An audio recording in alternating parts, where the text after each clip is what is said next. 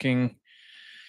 All right, we are back on a Thursday evening, and it's raining outside here in Beijing, China. And today, I thought I would take the time. I actually got asked a couple questions about this recently, about the IELTS band descriptors, namely, sort of what happens or how they're sort of broken up and everything, and what sort of leads someone to have one band rather than another. So today, I thought I'd look at some of these, and I have up on the screen here three. They're all the same files. I've opened up three of them because we can see all the band descriptors in totality. The thing about this, so these are the public band descriptors. These are not the ones that the examiners use, whether it's for the British Council, IDP, or even Cambridge University. If you are unfamiliar with what IELTS is, because when I talk about IELTS, our International English Language Testing System, that a lot of native speakers don't know what that is because they've never had to partake in one of these tests. Uh, that's not to say that they don't. What it is to say is that unless like a Canadian moving to the well, Canadian to the United States is different than U.S. coming to Canada. So if a U.S. American comes to Canada and they want to immigrate, if they want to immigrate, they have to prove language proficiency, and in order to do that, they need to go through a third party system, which such as IELTS, International English Language Teaching System, TOEFL, Teaching of English as a Foreign Language. There's also, well, Pearson is another one, and then I think there was another one that was the Canadian Immigration something or other. Canadian. I just want to check this Canadian Immigration Language Test. Is it CPIP? What is it? CELPIP. So that would be CELPIP. CELPIP. I'm just going to take this and put this up onto the screen as well.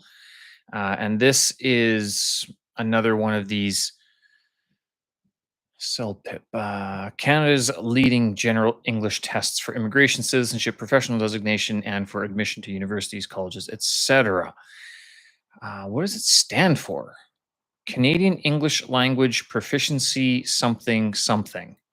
I want about us. I want to know what. Give me the actual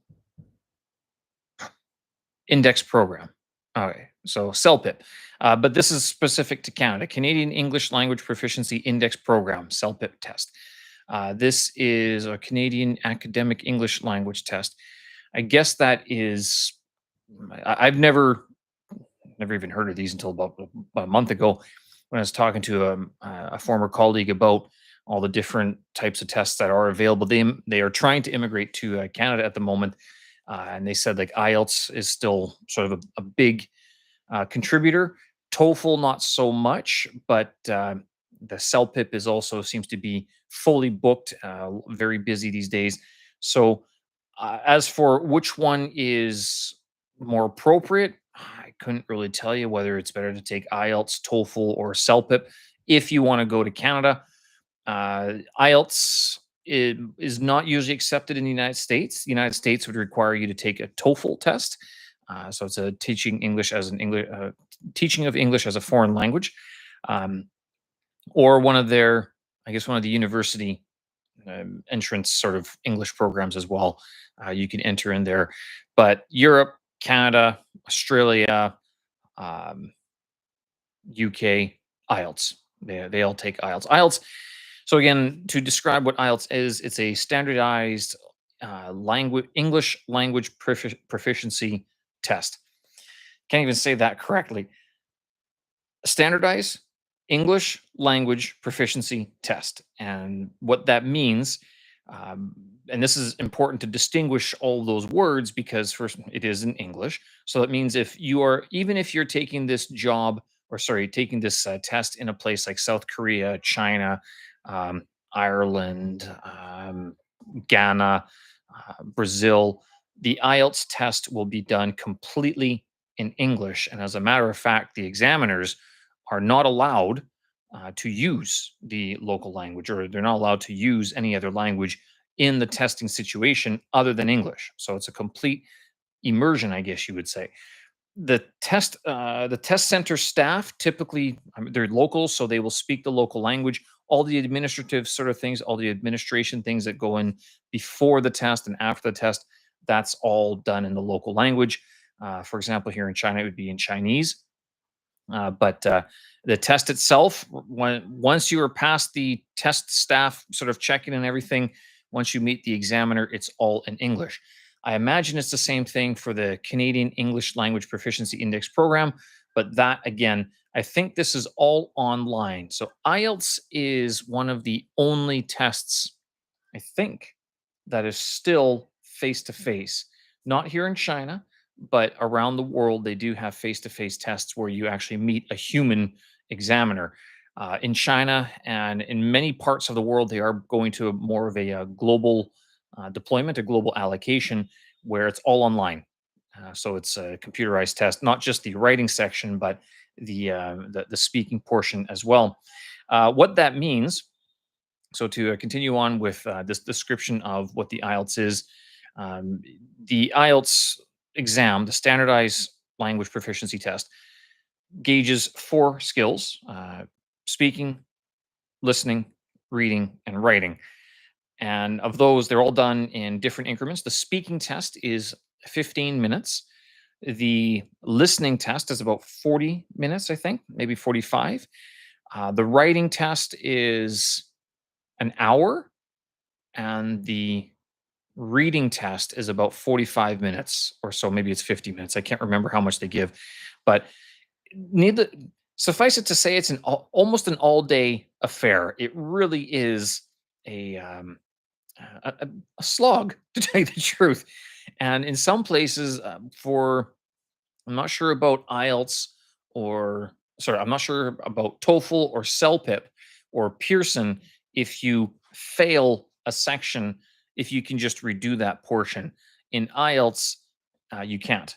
So in IELTS, you have to do all four. Basically, when you pay for the test, you do all four skills at once. You're not allowed to just pick and choose which one that you want to redo, or ignore, sort of thing. Recently, the British Council introduced a one skill retake, and I'm not sure how prominent that is. But that means that if you don't do well in the speaking or the listening or any one of the skills, you can just resit that portion of the test rather than having to pay for all four. Modified fee, of course, you're still paying a chunk of change to redo that one skill.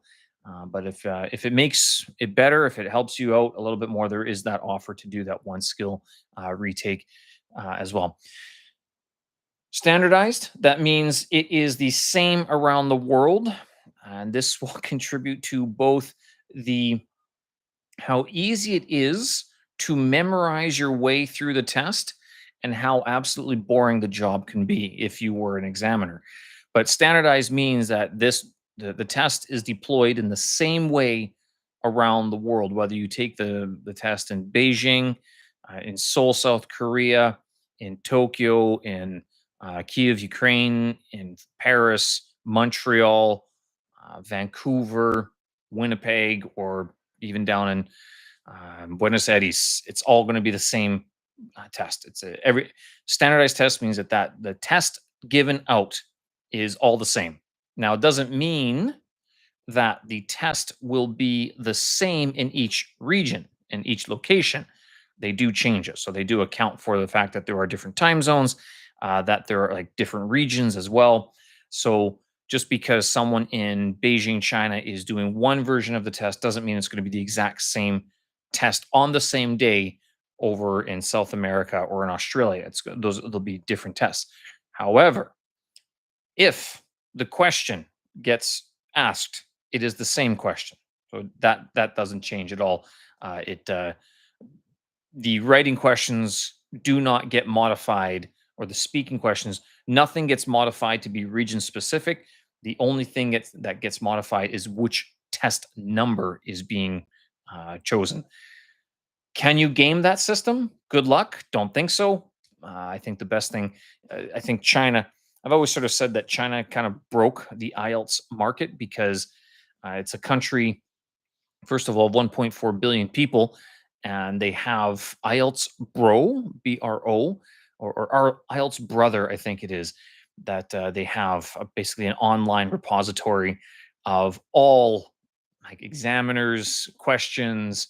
It's very common for Xindongfang XDF, and there's another one to send their teachers every 3 or 4 months to go do the test to check to see if the questions are the same, or if they've changed, or if they have changed, how have they changed in that time. So standardized language proficiency test means that it's not a knowledge test. You can go talk shit all you want. You can talk smack. You can. The only thing that you should not do if you are in the IELTS testing situation is use swear words like that. So stay away from the sh, from the f sharp, anything, even using the colloquial term for buttocks is probably not recommended. Is not recommended. Don't stay away from those slang words because some examiners will penalize you for inappropriate language. And what that means, and they're not wrong in doing this. And if you complained about this to the organizations that are providing the test, I don't think you're going to win that complaint because the IELTS test, as it's set up, is considered to be sort of a professional situation, very similar to a job interview. So that is to say, if you were to go to a job interview and drop the f bomb or use slang and different colloquial terms for things, would you expect that boss or that company to hire you? And chances are they might want to go for someone who can at least control their language or know how to navigate certain professional situations with better language, with language that's not off putting, as opposed to more friendly and casual conversational styles. So don't be using slang during the test, as that would sort of that can affect your mark a little bit.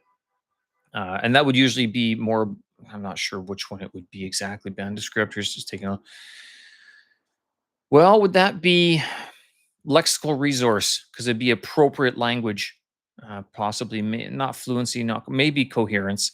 But no, if you're coherently using slang, possibly, but lexical resource would be inappropriate for the test situation.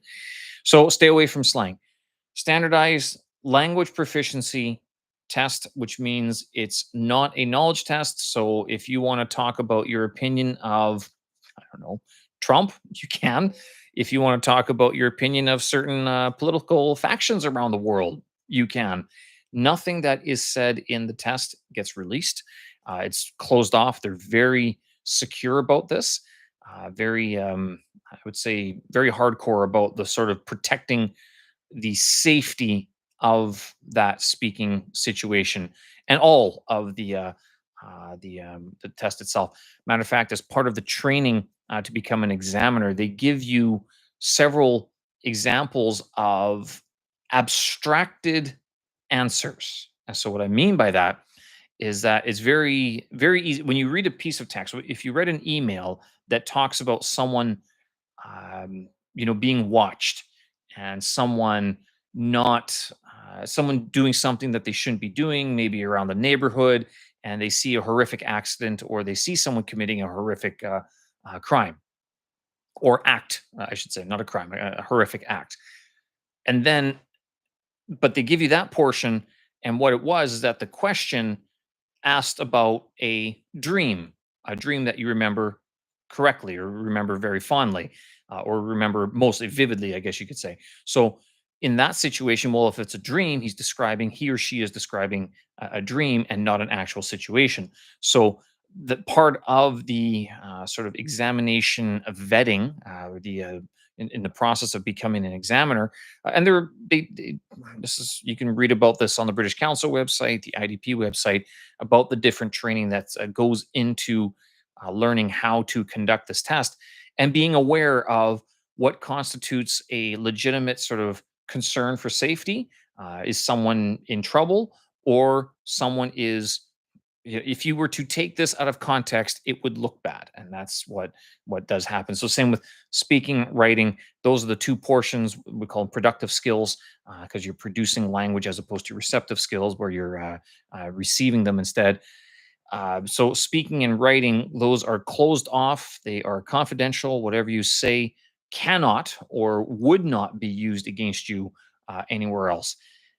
I have never heard of an IELTS test ever being admitted into a court of law. So I'm sure that I'm not even sure how you go around doing that. But based all that is to say, a language proficiency test means that you are being judged on the language that you're using. Again, is it appropriate? So staying away from slang, and then making sure like it's like a job interview.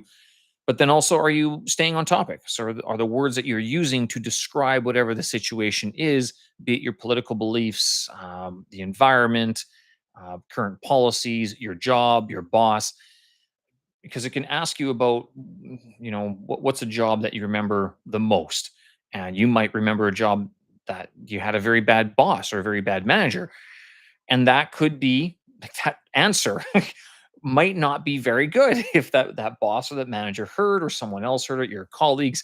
So in that situation, the trio, British Council, IDP, and Cambridge, they provide a safety net there in that everything that you say is sort of cordoned off and won't be released. So you are free to express yourself as your language abilities permit.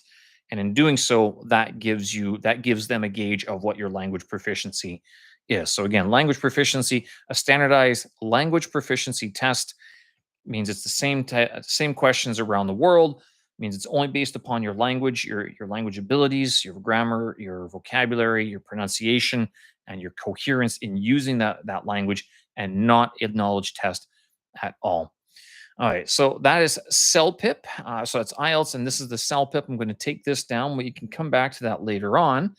I do want to mention that I do have a, buy me a coffee site if you are interested in practicing some of your IELTS, whether you want some classes, IELTS preparation help. If you want a study tracker, that's the free one. Matter of fact, if you get any one of these, I will send you the study tracker for free, not a problem. Writing feedback, speaking feedback. So if these are not classes, these are basically if you just want someone to read your essay or listen to an audio file that you've created. They both have time limits or word limits, so I'm not going to be reading. Of course, they can be modified. You can get in touch, and if you have an essay that you want to get feedback on, how do I make this not sound so much like ChatGPT wrote it? I could take a look at it for you and give you some feedback on it. Same with feedback, a speaking feedback. If you are looking to practice for a presentation, this is meant for a 15-minute presentation, similar to the IELTS test. But if you have something longer or something, well, 15 minutes maximum, but that price there is for that chunk of time. Anything longer, we can of course talk about a little bit as well. Let's talk is just conversation practice. No preparation, no feedback, nothing. Just talk and get along with each other, sort of thing. Study tracker just helps keep track of your hours. There is a free version that you can download and modify if you wish.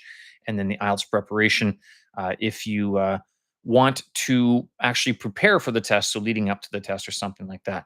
Finally, you'll see that there is a discount for members, and that is over here under the membership tab. I just started that membership program because, well, I do a podcast that sort of goes along with this YouTube channel, and with this channel itself, I guess. If you buy the membership, it's a monthly membership. Currently, it's about $15. You get some extras that are included with the podcast, the membership, and then I'll also give you a discount on the different shop items there, whether it's the writing and speaking feedback or even the IELTS preparation course. So just to bring that out, in case you want it, I will drop that into the chat box so guys can take a look. Again, that is over on the Buy Me a Coffee site that you can find in the contact info on the YouTube channel. All right, so moving on to the IELTS band descriptors themselves. This is so what I have three copies. It's all the same. It's not different. These are the public band descriptors that you can get from, I think it's IELTS.org. Where is it? Yeah, IELTS. Please visit IELTS.org for updates. And they do have a couple of different versions. I'll pop this one up as well. So, sorry, I shouldn't say they have different versions. They have different files that you can download. And the band descriptors are th- these things in the boxes in the table format. The assessment criteria, they go into a little bit more detail, not very much more detail, but a little bit more detail in as to what all of these boxes mean.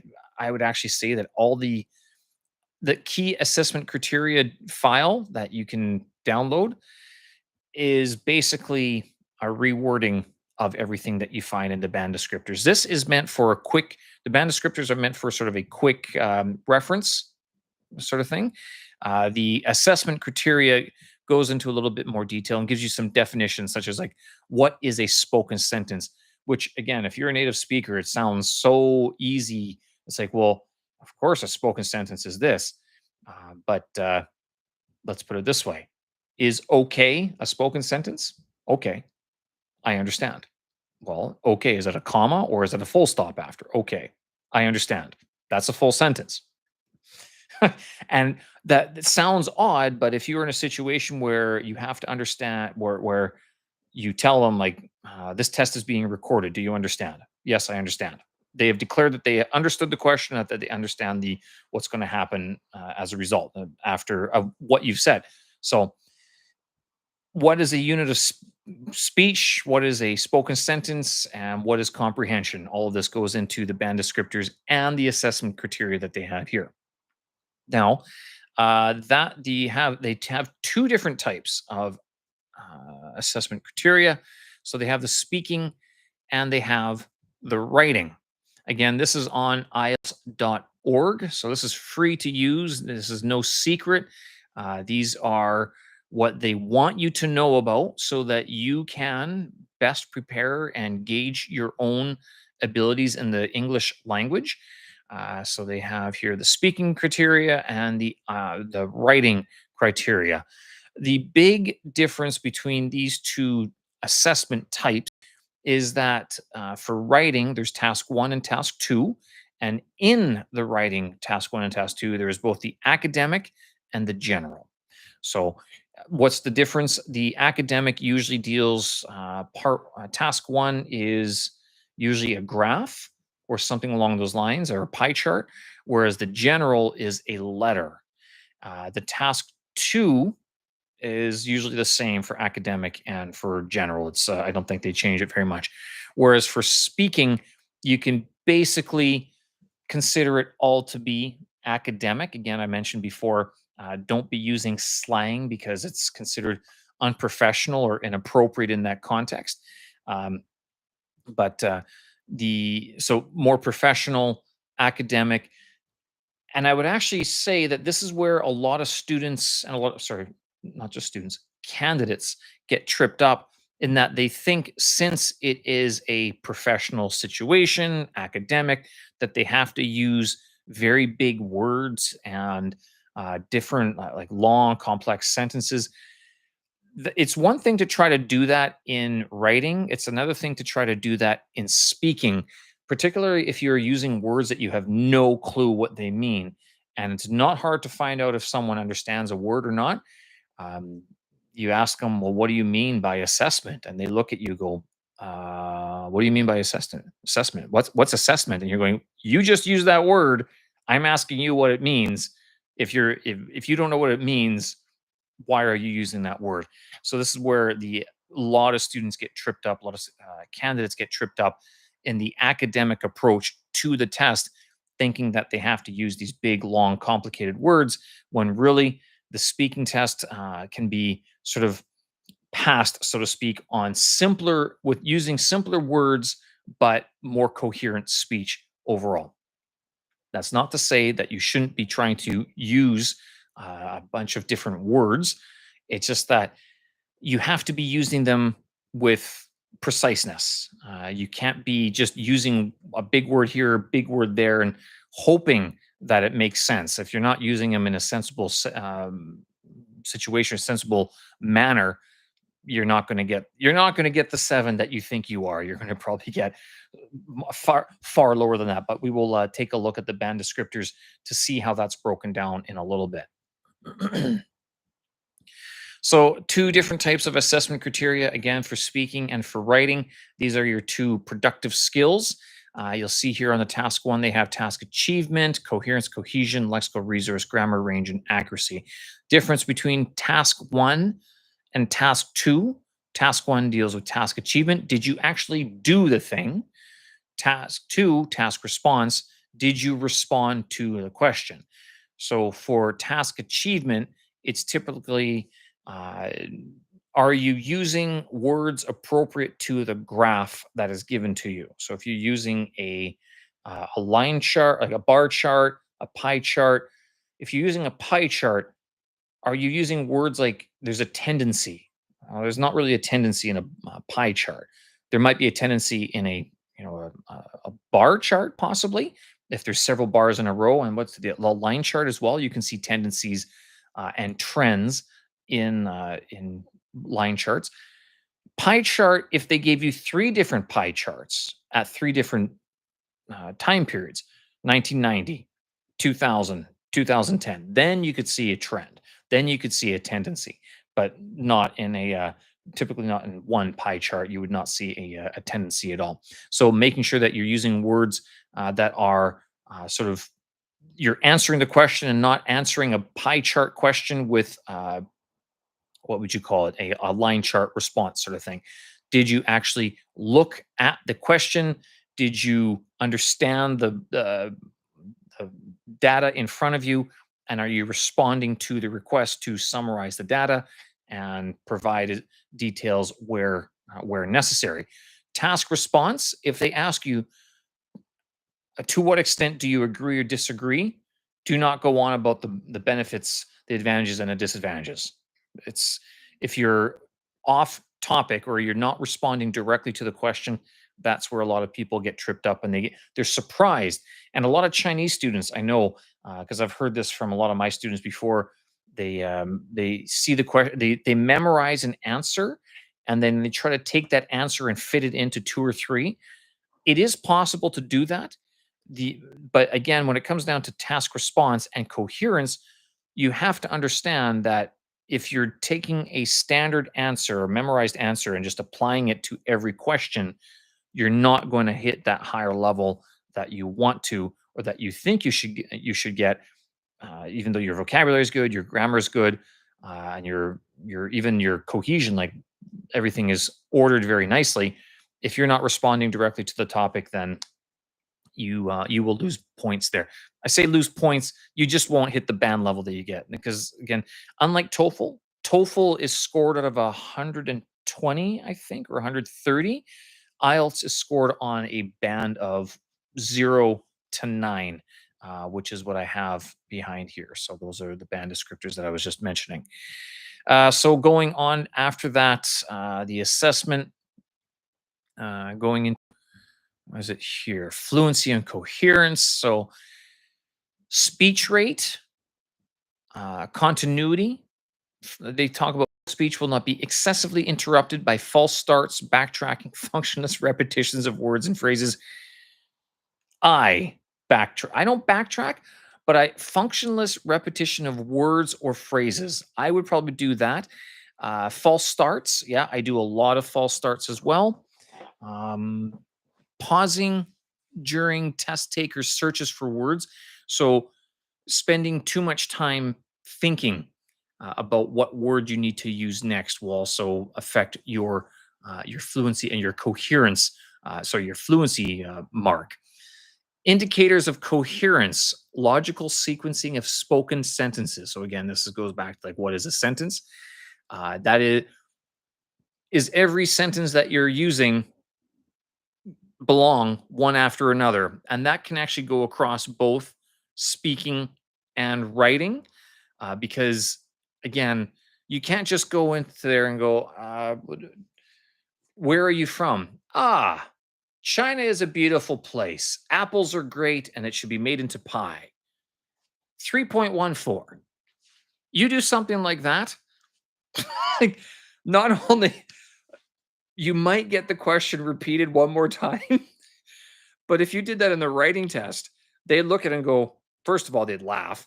Second of all, they'd be like, okay, that's kind of off topic. And interesting how you took it to that situation or that direction, but certainly not answering the question at all. So making sure that your sentences are actually logical and they go together, they follow one onto the next. Clear marking, so making sure that you are going through your speech and delineating, separating the different parts from each other, and not just running everything into one big. I want to put, if you're thinking about a paragraph, paragraphing is similar to uh, spoken discourse markers. So first, second, third, narration or argument, clear marking of stages in discussion. So first of all, I would like to say, following on from that, I would like to say, and finally, the last thing I'd like to say. So having those parts of speech that indicate your argument's flow. Same with essays. Think of paragraphing. Uh, University essays are written in the same way. First of all, the first topic to mention is blah blah blah. The second topic to mention is blah blah blah. Third, etc. So, logical sequencing, clear marking, making sure that there is an order to your argument, and you're not just writing random sentences together. Relevance of spoken sentences to the general purpose of a turn. Digressions. Podcasts are horrible for this. Meandering trumps the weave. Don't do that in IELTS. If anything, one of the worst things about this sort of test, and the fact that it is a language proficiency test, although they are gauging, not grading, gauging your ability to use the language. If you go on a I want to say, if you go onto a podcast digression, such as what happens on Joe Rogan or all these other different podcasts out there, you could use all the greatest words in the world. You could have the greatest ideas in the world, means nothing. You're off topic. It's not relevant. What the hell does 3.14 have to do with environmental damage? Unless you can make that connection, it's it's all for naught. A famous method to skirt around this relevance of spoken sentences to the general purpose of a turn is, tell me about your favorite item of clothing. And some students will memorize the Kobe Bryant or the LeBron James T-shirt. Well, my favorite item of clothing is a T-shirt which has an image of Kobe Bryant on it. Do you know who Kobe Bryant is? Kobe Bryant played for the Los Angeles Lakers and blah blah blah. And they will go on about Kobe Bryant and basketball, and then usually sometime near the end of their speech they'll say, and that's why it's my favorite T-shirt ever. So according to the beginning and the ending of their blah blah blah, they are on topic. But generally speaking, if you were to if you were to do that to someone in a cafe or on the street, go on to a huge digression about your favorite T-shirt, even though this is modern podcasting style to go on massive digressions and meandering thoughts and blah blah blahs, not for IELTS. Keep it on point. If it talks about a T-shirt, talk about a T-shirt. Don't talk about Kobe Bryant. But not like they're going to stop you anyway, because first of all, it means that they'd have to pay attention, and second of all, it would they they have to give you the benefit of the doubt. So it is, again, language proficiency, letting you develop your own argument. They can't the examiner can't cut you off for something that they perceive to be off topic, because you might very well bring it back on topic sooner than later. And same with the reading as well. Reading is a little bit easier to skim through or scan through and find out if the topic actually returns. Cohesive devices within and spoken and within and between spoken sentences, logical connectors, pronouns, and conjunctions. I've mentioned this a lot to my students. Pronouns: he, she, or it. Is your grandmother a male or female? regardless of the current political, societal leanings in the biggest media market in the world, United States. Most parts of the world will still require you to identify a gender of the grandfather, the patriarch, or the people in your family or friend circle. And as long as you are consistent in referring to them as that thing, so they can identify as a they or a he, she, then you have to do that throughout. If you don't do that, if you do not use consistent use of pronouns, then you've just tripped up. And so if your grandmother identifies as a he, then you first of all you have to establish that.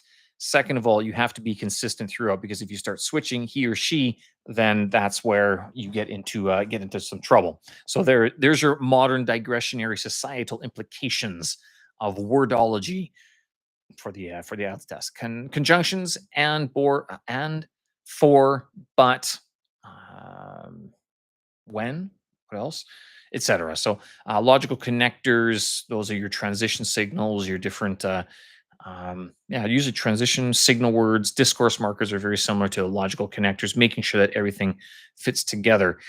A lot of what you would see in both the assessment for coherence for speaking would be very similar to writing. It's not too different. Um, It's sort of, let's see if the fluency and coherence and cohesion. No, they talk about task response. Okay, so that's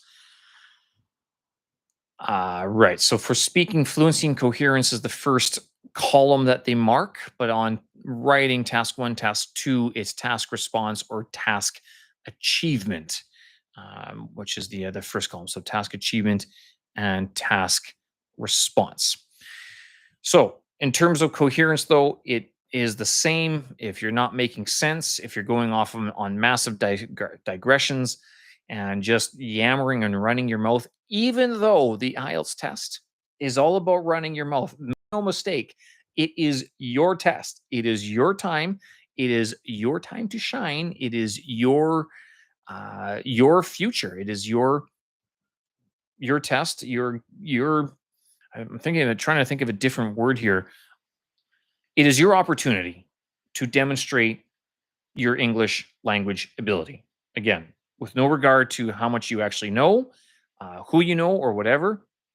But in terms of your ability to use the English language, both its vocabulary and grammar, and the cohesive devices, and making sure it's logical, that you paid for it. You are the customer. And in the IELTS test, even though it is a test, so to speak, it is very much your test in that you are given the chance to demonstrate how good or not good you are in the English language. Now, when I say when you're not good, to demonstrate how you're not good, the important thing to know about the IELTS test is that you cannot pass it. You just are given a certain band. And going on to these descriptors, you'll see there's 9, 8, 7, 6, 5, 4, 3, 2, 1, 0. You don't attend. One, you basically sit there. Same with the writing.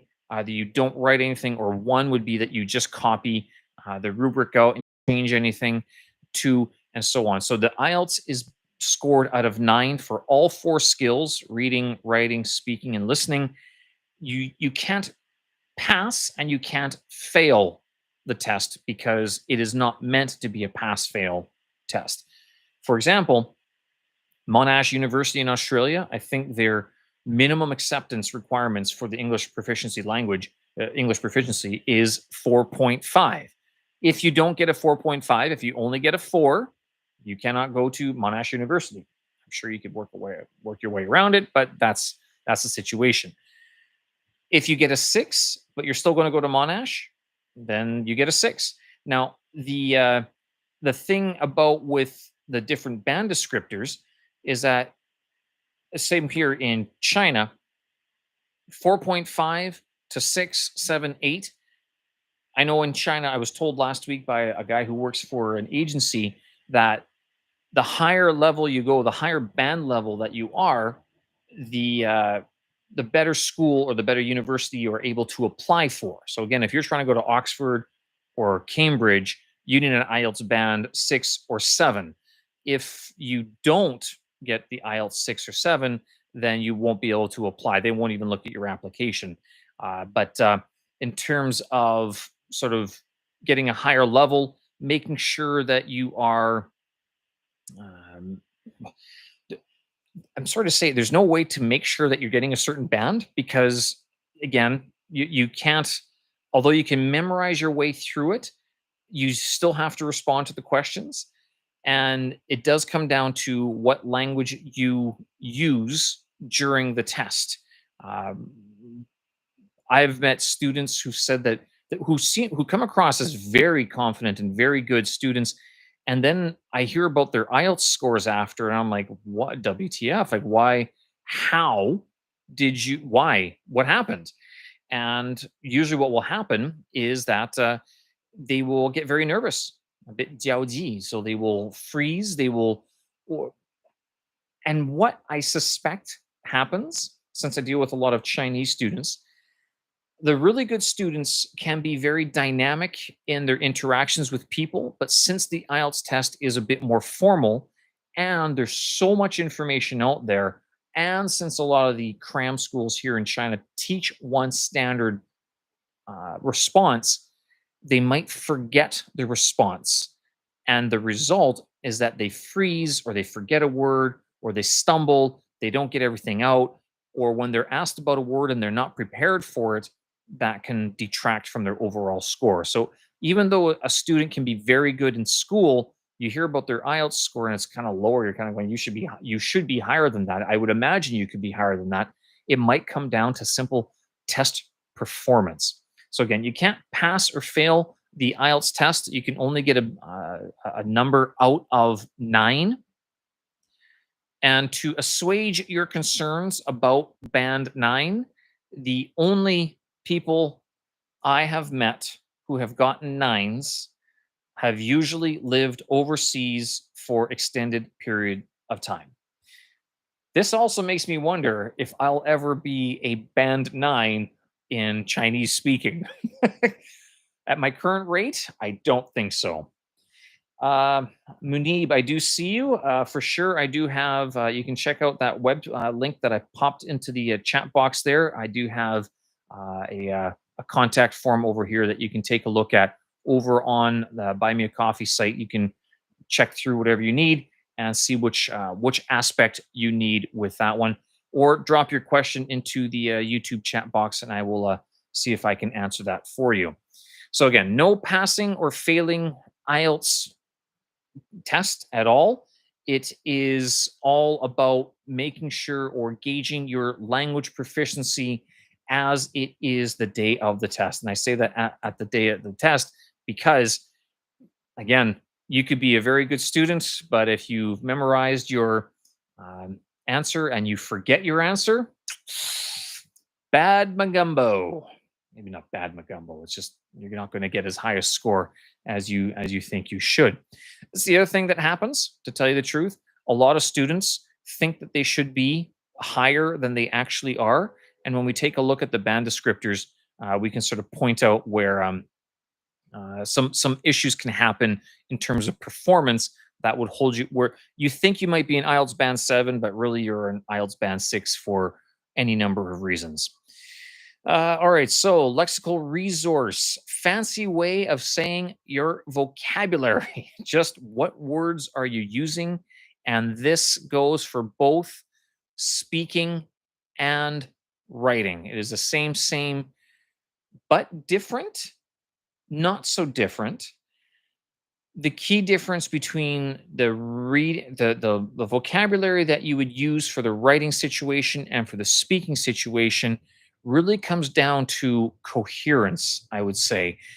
So, for example, if you're using these big academic words to express yourself, that might be better suited for the writing portion rather than for the speaking. Because if you say this in the speaking situation using very long, complex, multi-syllabic words, it's again, although the examiner can't penalize you for it, they would be looking at you kind of going, what are you talking about? What do you mean by blah, blah, blah?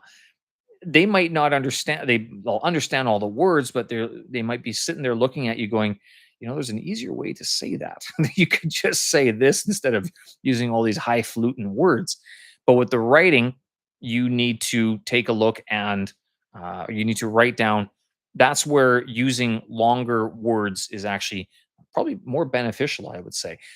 The issue, I would say, for a lot of students is that when you're using those big academic words with writing and instead of in speaking, it's very easy to slip up on your pronunciation, very easy to not or to misconnect the words. So this word goes with that word, like a phrasal verb or a colloquialism. What's the other word? Collocation. That's the word I'm looking for. Collocations, those are easier to mess up speaking than in writing. Because in writing, you can make notes. Writing, you can stop and think. You can erase and rewrite it. But with speaking, it's it's almost as if you have to speak flawlessly for the entire 15 minutes, because if you don't, then that penalizes you on your coherence or your fluency. Again, going back to backtracking and reformulating your words. And if you're doing that, then that's going to affect your overall band score altogether. So, lexical resource, the vocabulary that you're using, formal, informal, correct labeling of things and concepts, a referential meaning, variety of words. I'll just touch on that. So, this is actually something that will trip up some very good students, very good candidates, in that I have noticed that when you are answering a question in the speaking test situation, if you reuse the words, if you reuse the same sentence in a spoken context, that will affect your lexical resource because it shows that you don't have as big of a variety of words. It sounds harsh, but it seems to be that that's the situation, in that if you've described, like, as we all know, white is not black and black is not white, and you say that once, but if you refer to that again, if you say that sentence again later on in your speaking, it tends to affect the overall score, because again, the variety of words. Well, is there another way that you could say that exact same thing? I mean, it might be a gray matter, or it might not be a gray matter. Who's to say what exactly is black or white? So rephrasing that same sentence using the similar words, but rephrasing it to show a greater variety of words is far better to up your lexical resource score. Same with the writing situation as well. Range of general words, use of synonyms to avoid repetition. So making sure that you're not just using the same words over and over again. Kind of like what I do sometimes with the different. I say as well, as a result, but so I use a lot of those words over and over again, and that would actually take down my speaking, my range of words, because I keep on referring to the same words, or keep on using the same words, which shows a restricted range of vocabulary or lexical resource, as they say. Uh, Munib, if you have any questions about, like, do you have any specific questions about the test, or which issues are you having with the test? Give me a little bit of a description in the chat box, and I can see if I can help you out there.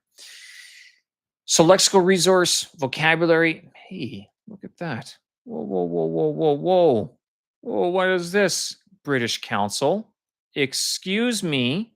What is that bullet point doing? WTF? Whoa, whoa, whoa, whoa! That's inappropriate formatting. That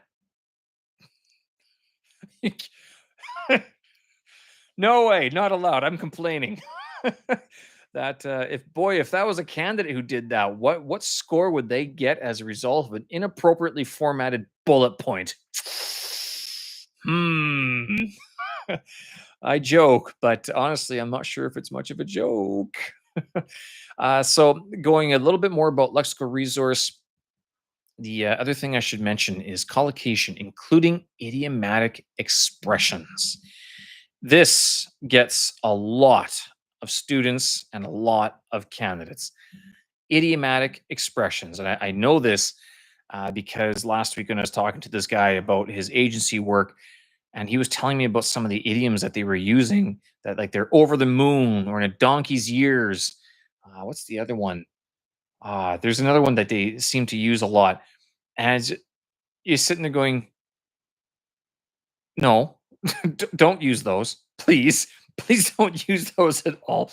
They're silly. They're cliche. They're what I would call as cliche words and expressions because they are not just dated.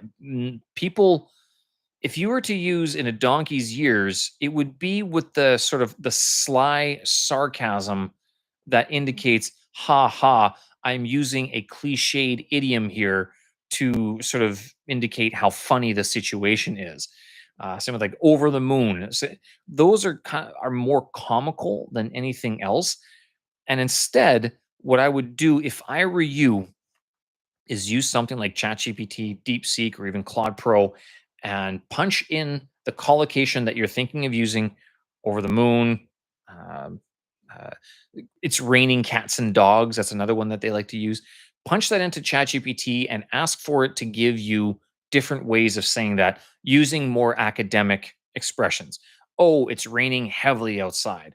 Oh, I haven't seen him since the dawn of time. Uh, Maybe not the dawn of time. It's been several rotations of the sun, several circumferences around the sun since I've seen him.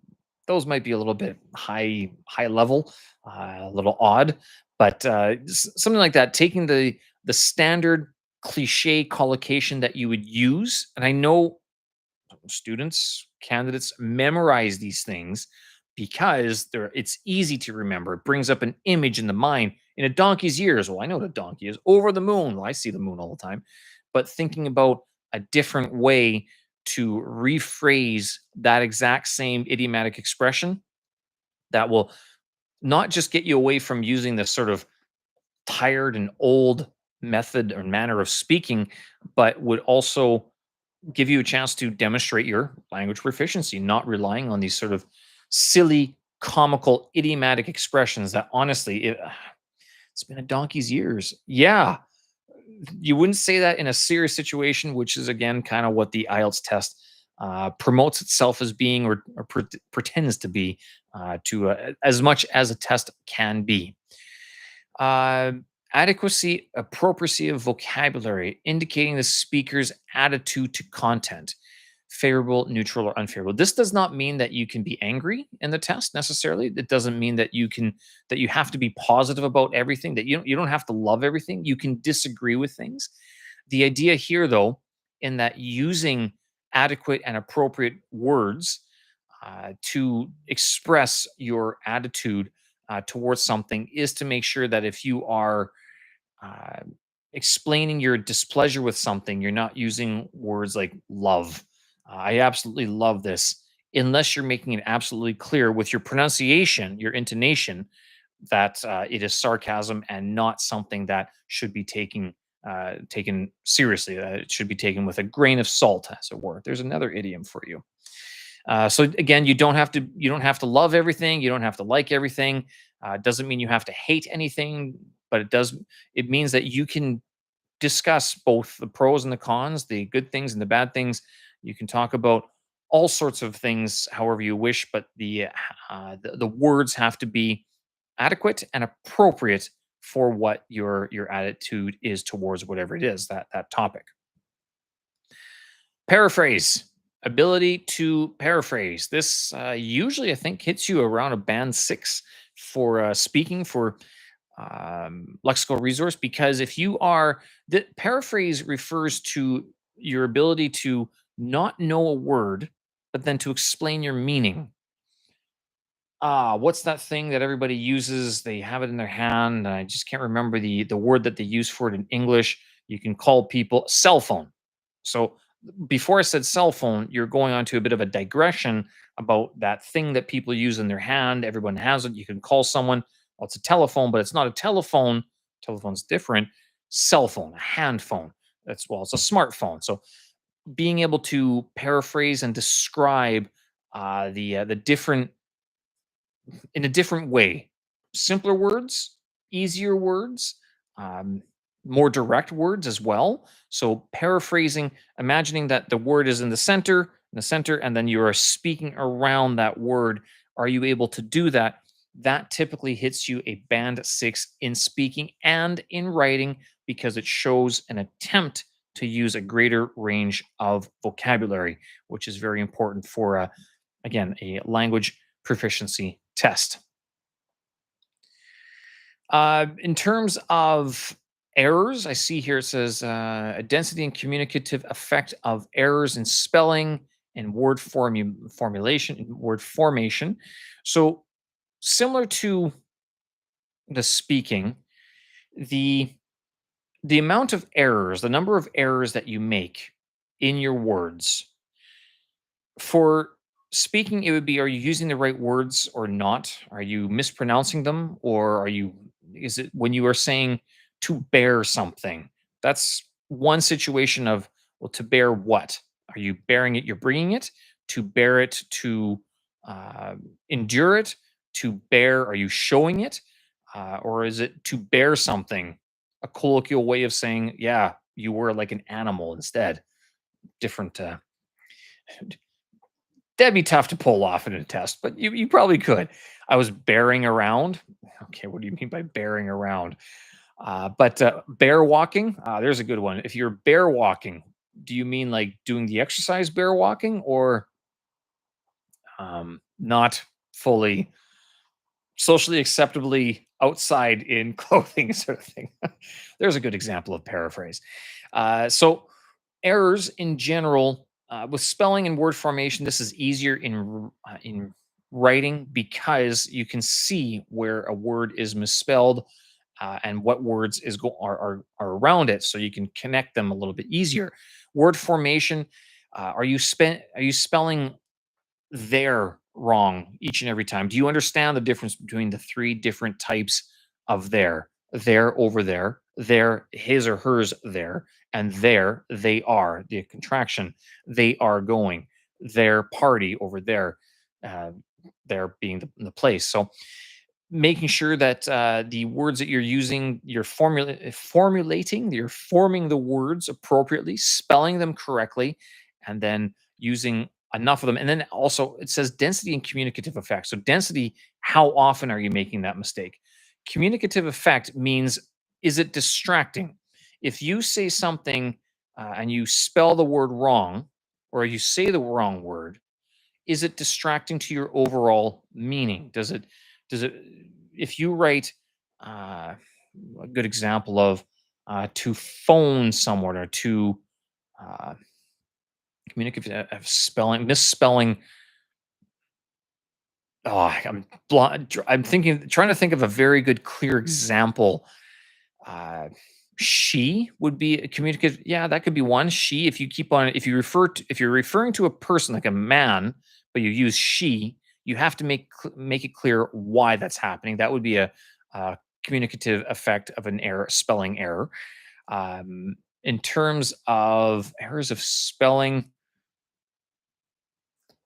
robber, uh, rapper comes to mind.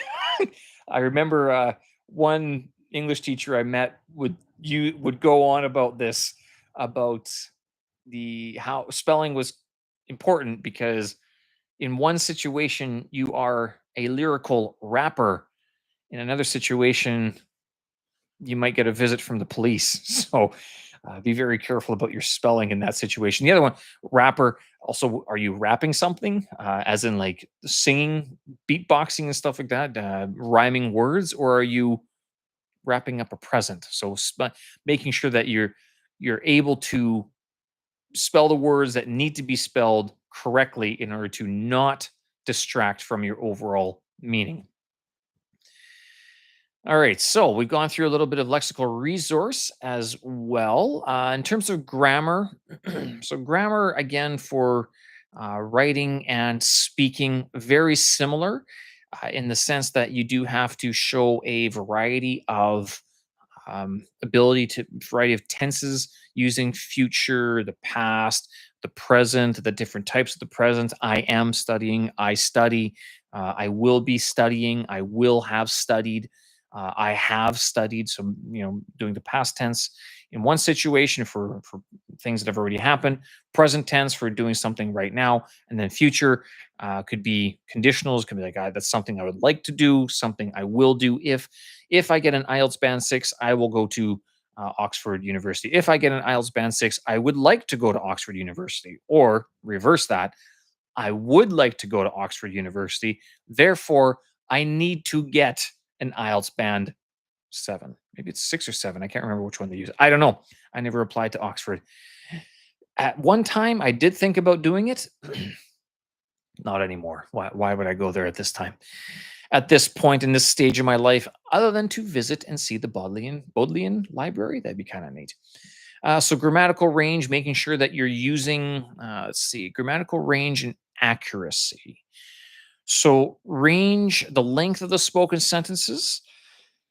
Do not remember that periods are pauses and commas are shorter pauses. Periods are full stop thinking. I go, okay, and so that's what I meant. But on the other hand, so there's almost like a breath in between there. So that's what I meant. But on the other hand, but short pause, comma. On the other hand, transition signal. On the other hand, I could see the other side of the argument. So continuing on, but making sure that the sentences aren't just long-winded podcast digressions of nothingness, of meandering clouds, to say the least, of what the modern podcasting style is. So length of spoken sentences, same with writing, making sure that you have a good range and appropriacy, simple, compound, and complex sentences. Simple sentence, I like cake. Compounds, I like cake and butter. I like cake and apple pie. No, I like cake and I like eating it too. That would be a compound sentence. Complex, I like cake and I like eating it too, but I understand the health risks associated with them. That would be a complex sentence. Usually, compounds are joined together by conjunctions and, but, for. There's a couple other ones as well. So, complex sentences usually have, what is it? Not a subjunctive. Uh, they have two. I forget the complex. I forget the technical term for it. Uh, Drawing blank. It basically has two parts. One part, a dependent clause, two dependent clause, or an independent clause, and another dependent clause. So, yeah, when I was studying for the IELTS test, all of a sudden a cat scratched my eyes out, so now I can't do the reading test. That'd be a situation of a complex sentence, or at least I'd give it to you because I'd be like, it's an interesting image that you're using that to explain why you did so poorly on the IELTS test. Funny. So accuracy of simple, compound, and complex sentences. For I have found for a lot of the students that do well, it simply comes down to being able to try, not just depending on simple sentences or simple compound sentences, and instead trying your best to make a complex sentence using the different independent clauses and the dependent clauses that are or subordinate clauses, etc., that are available to you. Of course, they're all available to you, but can you access them while you're in a testing situation?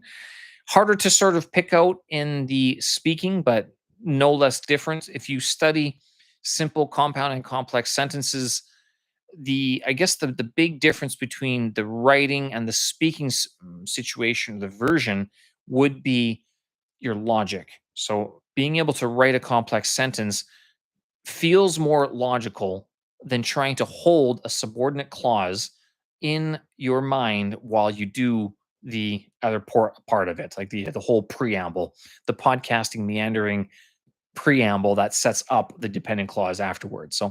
But so that would be an issue for speaking, whereas for writing, you can sort of see it. It's a lot easier to visualize and understand where your argument's going, where the logic is going in your little spiel. Let's see, pre and post modification, items before and after the head noun or adjectives. I guess that's just similar to prefixes, but it doesn't have. You can be. Is it antithesis or antithesis? Is it what would you call it? Is it very anti-antithesis?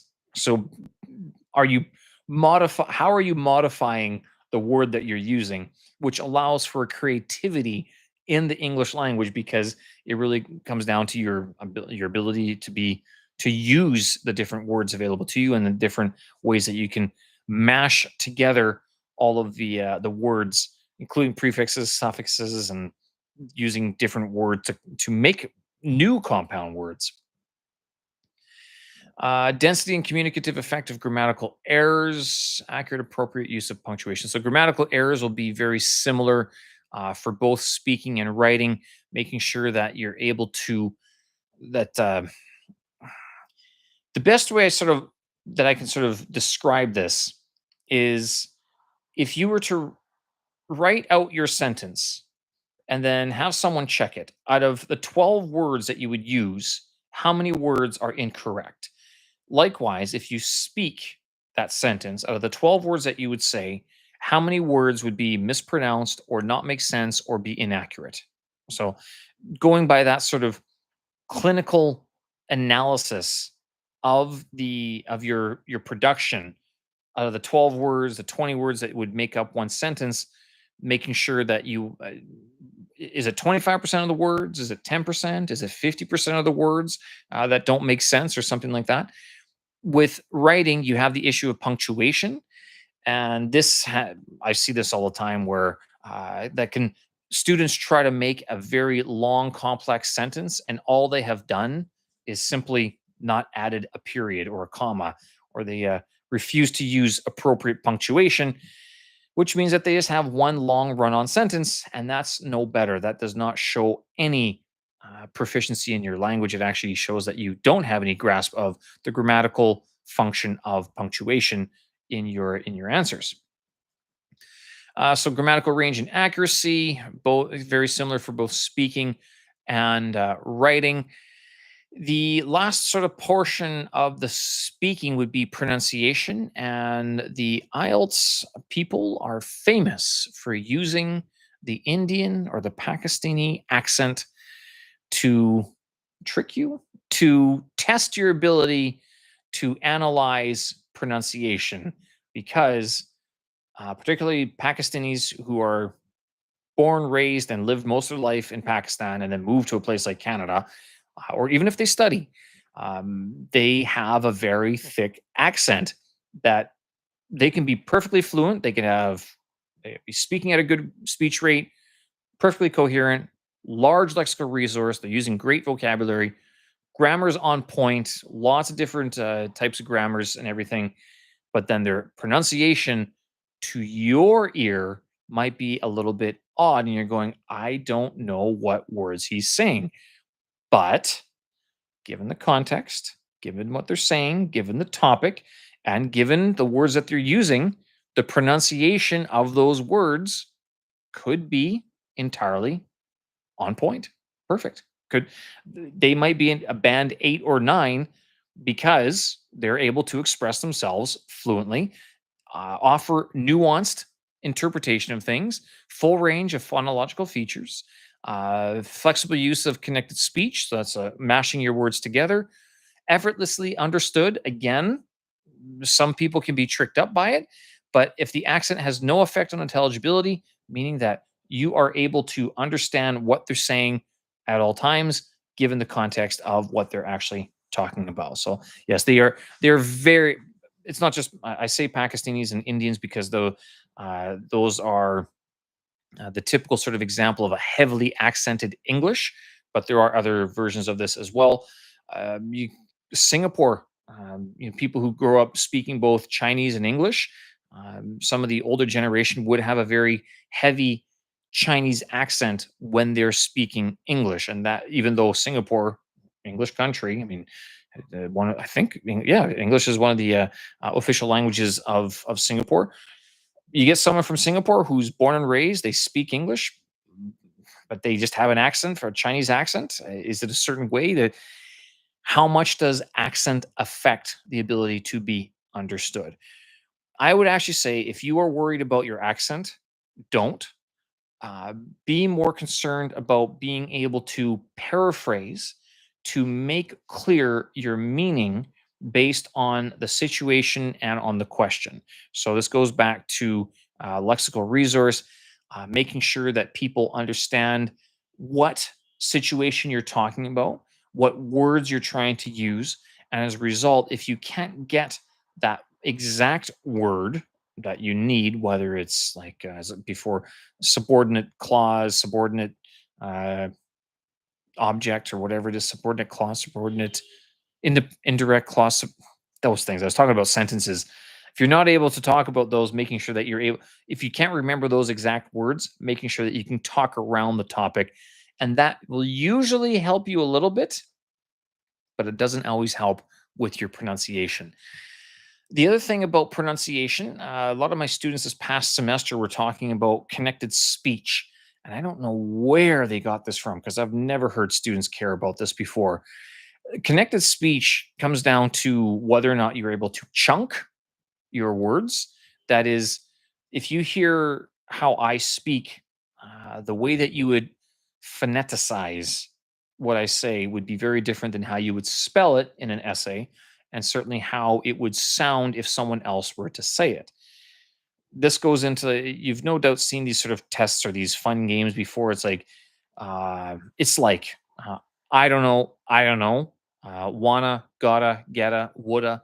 So those sorts of words that these are very commonly taught in the ESL classroom, like woulda, coulda, shoulda, would've, could've, should've, would have, could have, should have, uh, chunking those words together, colliding them, crashing them together. That's what they sort of mean into meaningful utterances and chunks. Using connected speech, making sure that your words can, like, you can put words together in a way that, again, is not distracting for your pronunciation.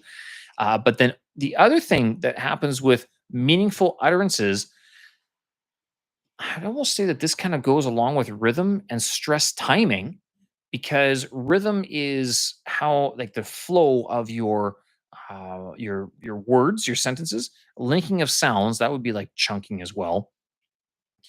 Elision, sorry, that's the word I was looking for. Elision to produce connected speech. But chunks would be these words go together, those words go together. These words over here go together, those words over there go together. And you would say them in one group. You'll notice that when I'm speaking right now, I say a few words and then I stop, and then I'll do some other words as well. I will say some other words as well, and so on. So that's chunking your words together. Elision to produce connected speech. That's smashing your words together in woulda, coulda, shoulda situations. Rhythm, making sure it all sort of flows together and doesn't have some odd stops and starts, which would affect your fluency and your speech rate as well. Could affect it. And I say that because if your rhythm is off, then having a good speech rate is also very difficult to attain. So it's very difficult to have one high and one not high. They almost generally fall into the same category.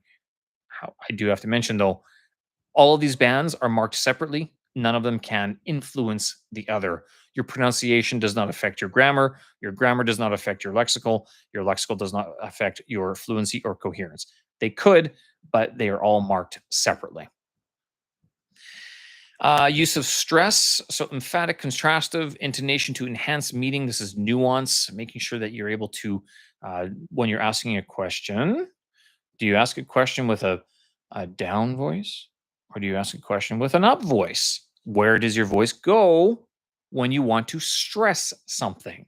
Having that different type of intonation to give difference between your words and your meaning, giving a bit more of a meaning to your paraphrase into the different things that you're talking about. Production of sounds at the word and phoneme level. That comes down to the age old question: is it syllabic or syllabic? having different the different syllables that that a word has, and making sure that you're able to say the words a phoneme, level, uh, consonant or consonant, consonant.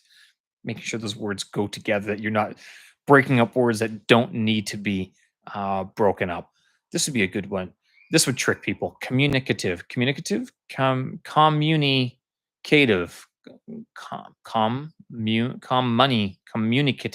communicate, communicative. Don't clip that one.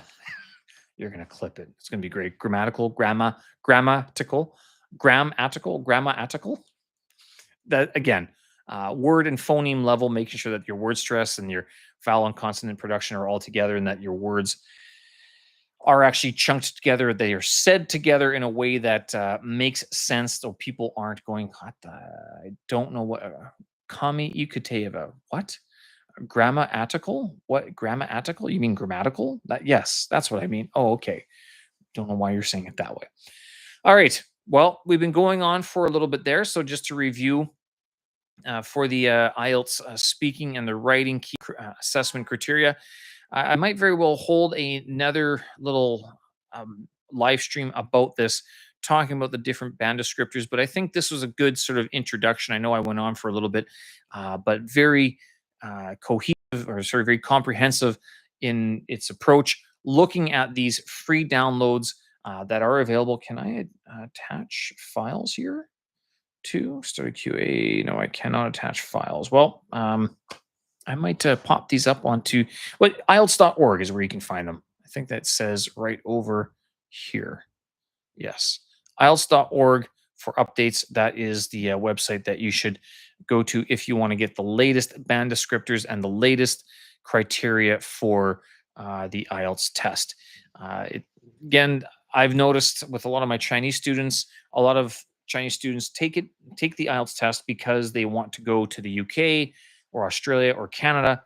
If they are going to the United States, they would be taking the TOEFL test instead.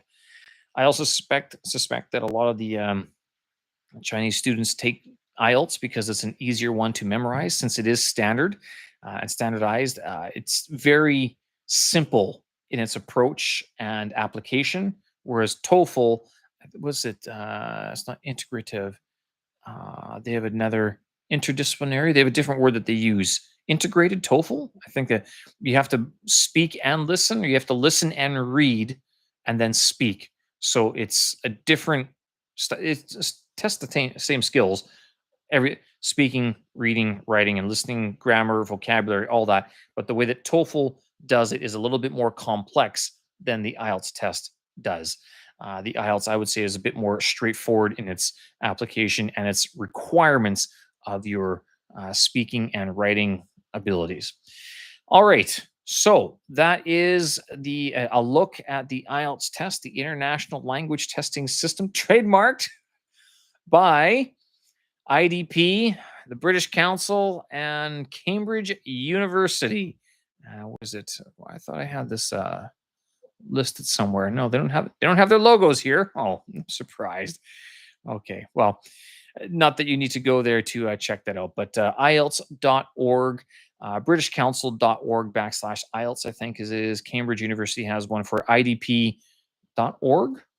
IDP is a publicly traded company.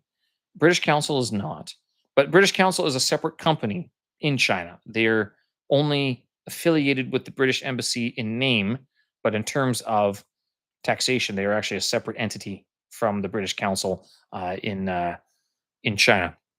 The rest of the world, all same.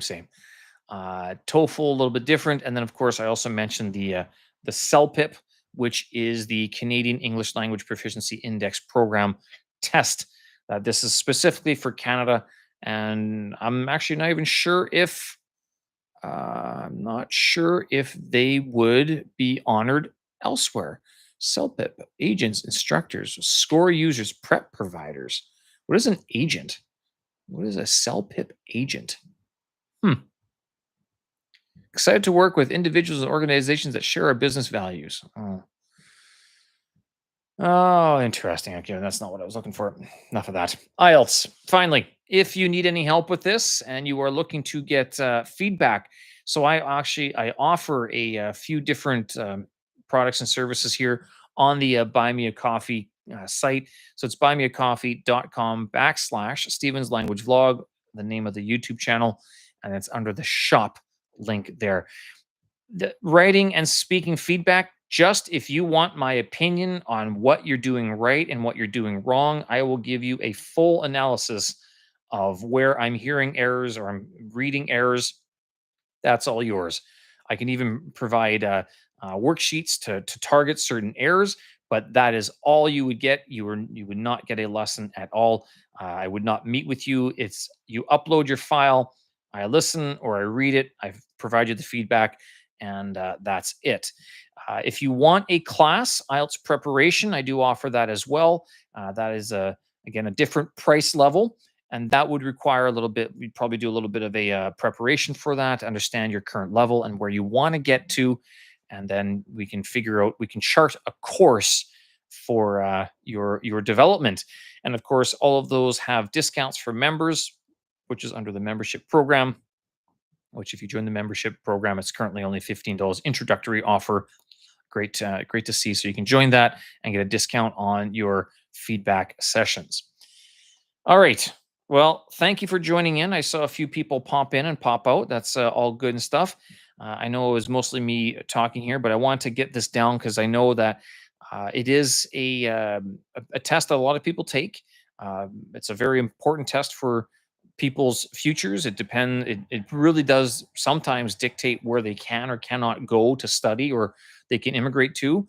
And sometimes the finances is that are such that you mess if you mess it up or you do really well, you get lucky, or you don't do too well, and your financial situation is such that you have to evaluate whether or not you want to take the test again or simply stop and work with what you have at that time. Again, IELTS not a pass fail, scored out of 9 total. These are the speaking band descriptors, again available on the IELTS.org website. So these are no major secret. The one that they do sort of say here displays all the positive features of band 4 and some, but not all of the features of band 6. That's your band 5. Basically, if you don't meet all of these, then you're this. Because if you're even meeting one or two of these, then you probably already got the band 4 or band 5. They sort of just split the difference, I guess you would say. So yeah, if you need any help with IELTS, get in touch again over on the Buy Me a Coffee site or through the contact information in the YouTube channel as well. And with that, folks, I will leave it there. I will wrap this one up. If you are interested as well, you can subscribe to this YouTube channel. I don't talk about IELTS too much, but I might continue to do so if there's some interest. I also have a podcast that sort of goes along with this YouTube channel, and I talk a little bit more. I go into a little bit more depth in some of the videos and the topics that we discuss on the channel. Thank you very much.